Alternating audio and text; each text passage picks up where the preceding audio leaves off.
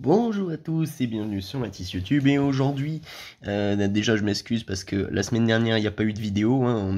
On approche bientôt des 2 semaines, ça fait 2 semaines carrément qu'il n'y a pas eu de vidéo, alors que j'avais dit que j'en ferais une tous les week-ends si possible. Mais voilà quoi, le week-end dernier je suis arrivé un petit peu crevé et donc voilà, pas eu le temps de faire de vidéo et j'ai eu un week-end voilà, chargé. Et donc, excusez-moi. Je reprends les vidéos, enfin je vais essayer d'en faire une, pourquoi pas un week-end sur deux, pour moi c'est une cadence qui me va un petit peu plus. Et donc je reprends les vidéos ce week-end-là, avec une machine un petit peu d'exception, hein, pareil que l'Apple II, une machine qui a marqué le monde de l'informatique à l'époque, et qui a été le concurrent justement de l'Apple II, un petit peu le concurrent. Après, on va voir que c'est pas tout à fait les mêmes machines. Alors, ceux qui ont l'œil auront reconnu directement l'Amiga 500. Donc, ça, c'est une machine sortie en 85 par Commodore, si je me trompe pas. Et donc, alors c'était sur le marché des micro-ordinateurs, mais pas complètement un ordinateur, vous allez voir, parce que avec ça, on peut pas complètement faire les mêmes choses qu'un ordinateur comme l'Apple II, c'est-à-dire écrire des lignes sur DOS, des trucs comme ça. Ça, c'était destiné pour le jeu. Donc oui, ça se rapprochait plus d'une console, complètement. Et donc celui-là, j'ai eu de la chance parce que on me l'a donné. On me l'a donné avec son alimentation. Et sa souris, enfin la souris c'est mon père qui me l'avait donné parce que lui aussi a un Amiga 500 Plus. Et donc bah voilà, on va se faire la présentation comme ça. Alors je vous le dis direct, il n'y aura pas de jeu dans cette vidéo parce que pour l'instant les jeux sur disquette ça m'intéresse pas trop. J'ai vu qu'on pouvait le passer en Gotek. Alors les Gotek, qu'est-ce que c'est? C'est un petit boîtier généralement avec un port USB qui vient se mettre à la place du lecteur de disquette qui se trouve j'aurais dû le débrancher avant, qui se trouve juste ici. Alors vous voyez que je l'ai eu sans lecteur de disquette. Le lecteur d'origine n'était plus là, et les fixations non plus. Heureusement, il restait les câbles à l'intérieur. J'ai remis un lecteur de disquette PC, donc un lecteur classique, hein, qui est à peu près trouvable dans toutes les tours. Ben ça fonctionne pas. J'ai essayé plusieurs fois d'insérer des disquettes à l'intérieur et impossible de démarrer avec le lecteur de disquette, d'autant plus qu'il bloque mon Amiga à chaque démarrage. Donc voilà, ça le fait plus bugger qu'autre chose. On voit la LED d'initialisation qui reste fixe et j'ai rien à l'écran. Donc voilà, je l'ai débranché, il est toujours à l'intérieur, mais de toute façon il va virer, parce que je vais essayer de le passer en Gotek, justement, pour avoir des jeux qui se mettent en clé USB. Directement. Alors, pourquoi je voulais vous présenter ceci? Parce que, tout simplement, à l'époque, ça s'est bien mieux vendu que l'Apple II, si je me trompe pas. Il y a eu plus de ventes. J'essaierai, pourquoi pas, de mettre des photos. J'avais vu que ça avait beaucoup plu à certains. De mettre des photos, d'intercaler des photos dans la vidéo, sur la vidéo de l'Apple II, par exemple. Et donc, bah, aujourd'hui, on s'attaque à son alter égal. Donc, l'Amiga 500, comment ça se présente? Alors, il faut savoir que je crois que c'est pas tout à fait le premier modèle de Commodore. Avant, il doit y avoir... Et encore, je sais pas. Si ça se trouve, ils ont commencé au 500. Après, on a eu le 500 Plus, ça c'est sûr. Excusez-moi. Ensuite, le 600. Ensuite, le 1200. L'Amiga 2000, 3000 et 4000, qui sont des modèles très rares, hein, mais très jolis. Pourquoi pas, je vous mettrai des photos également.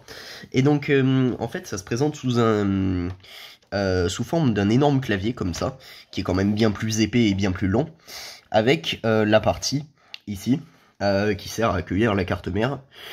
Faut savoir que je l'ai déjà démonté pour le nettoyer. Je vous mettrai pourquoi pas aussi des photos si ça peut vous intéresser. Et il y a tout un système de révision. Révision 6A, je crois que c'est le plus commun. Je suis vraiment pas expert, hein. Je vous conseille d'ailleurs la chaîne d'Halifax Amiga si jamais vous connaissez. C'est littéralement le mec qui s'y connaît le plus en Amiga du YouTube français, de ce que j'ai pu voir. Il en répare, c'est son métier de faire ça, et bah franchement, il vous expliquera mieux ce que c'est que moi. Donc c'est juste une petite présentation comme ça, la vidéo risque d'être courte. Donc j'ai pas de jeu, mais malgré tout j'arrive à l'allumer. Donc on va pouvoir, pourquoi pas, se faire le tour du propriétaire à l'arrière, voilà. Alors ça fonctionnait complètement en série. ces machines, hein, parce que c'est de 85, je rappelle. Donc tout ce qui est USB, vous pouvez oublier. Hein. En même temps, c'est logique. Donc on a du série alias DB9. Donc on voit ici pour joystick 1 et joystick 2.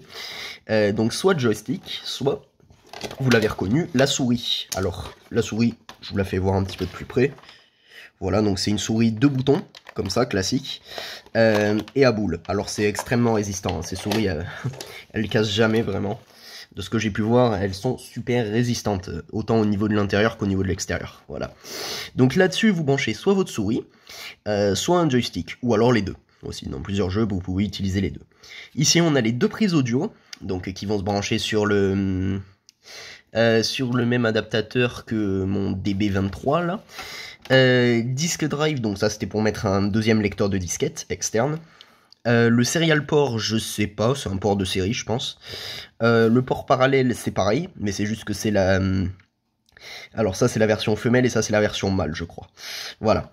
Le port d'alimentation, qui est bien spécifique aussi. Hein. Ensuite, on a le DB23. Alors le DB23, c'est la prise indispensable parce que c'est la prise vidéo, tout simplement. Et on a ici une prise mono, pour les câbles mono, je suppose. Voilà. Alors, il y a eu beaucoup de différences entre les deux modèles, hein, entre le 500 et le 500+, je veux dire. Celui-là, j'ai déjà eu à faire des petites réparations dessus. Vous voyez qu'il manque une touche, hein, je l'ai eu comme ça, c'est pas moi qui ai paumé la touche. Donc, en réparation, pour l'instant, je l'ai entièrement dépoussiéré, hein, je vous montrerai pourquoi pas les étapes aussi. J'ai sorti la carte mère, j'ai complètement nettoyé le boîtier. J'ai ressoudé les deux LED du clavier parce qu'elles étaient dessoudées, les soudures avaient foiré. Maintenant que je sais un petit peu faire de soudure, j'ai pu ressouder ça correctement à l'étain. Et ça fonctionne, voilà, ça fonctionne super bien. Donc maintenant on va passer à la phase de test, même si je sais que mon Amiga 500 fonctionne, hein, je l'ai testé avant. L'alimentation que j'ai eue qui est cette fois-ci bien jaunie. Alors il y a des techniques pour déjaunir le plastique et pour le remettre blanc comme avant. On voit que ça n'a pas jauni uniformément, hein, surtout au niveau des touches. C'est jaune en surface, mais c'est blanc si on s'enfonce, voilà.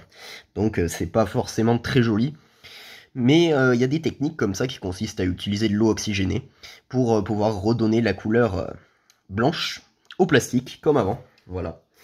Donc voilà, c'était pour la présentation visuelle. Maintenant on va faire... un petit peu, on va faire le test de l'allumage. Donc on se branche avec l'alimentation sur le port que je vous ai dit. Sur le petit port juste à côté de la vidéo, on branche le câble. Voilà, DB23, alors ça je l'ai eu avec, je suis chanceux parce que ça se trouve, je crois que c'est un peu cher au détail. Donc ouais, je l'ai eu avec, c'est cool. Voilà, on va se le brancher. Toujours sur ma télé Samsung de qualité extrême. Voilà. Et c'était pas plus difficile que ça.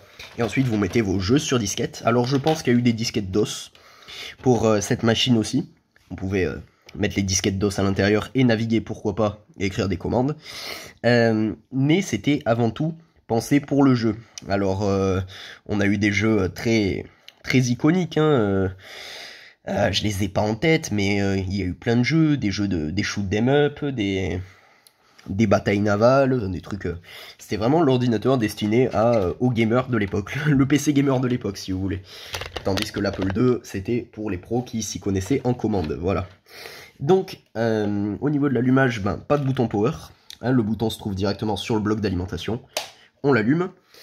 On a la lumière rouge qui signifie le power et le drive, qui s'allume en vert juste là. Là forcément il n'y a pas de disquette, donc je vais tomber directement ouais, voilà, sur l'écran de démarrage et forcément on boot pas sur un jeu. Donc l'écran de démarrage, ça se présente comme ça, voilà, sur ma télé Samsung d'une extrême qualité, comme je vous ai dit, version 1.3 de l'Amiga 500. Voilà, donc c'était vraiment pour la présentation rapide de mon Amiga 500. C'est quand même une machine d'exception, hein. Je vais pourquoi pas essayer de trouver la touche entrée qui me manque. Mais j'ai vu que c'était quand même cher les touches au détail, ça vaut 7 € la touche, donc voilà. À ce prix-là, autant acheter un clavier, voilà. Donc voilà, j'essaierai de refaire une vidéo quand je l'aurai passé en Gotek. Pourquoi pas vous faire découvrir 2-3 jeux là-dessus. Pareil, il y aura des jeux, si je peux, sur l'Apple II, hein, maintenant que j'ai reçu mon lecteur de disquettes, que je vous ai fait voir la semaine dernière. J'ai reçu 2-3 disquettes aussi. Donc il y aura sûrement des jeux, des vidéos de jeux sur l'Apple II. Bon après, voilà la tête des jeux quoi. C'est pas les jeux comme on s'imagine aujourd'hui. Donc voilà, j'espère que la vidéo vous aura plu. N'hésitez pas à la liker et à la partager. Je fais cette vidéo pour tous les fans d'Amiga qui me regardent, notamment mon père, et je sais qu'il en a un aussi. J'ai beaucoup joué quand j'étais petit sur son Amiga 500+. Voilà. Donc voilà, je vous dis à la prochaine. Allez, au revoir.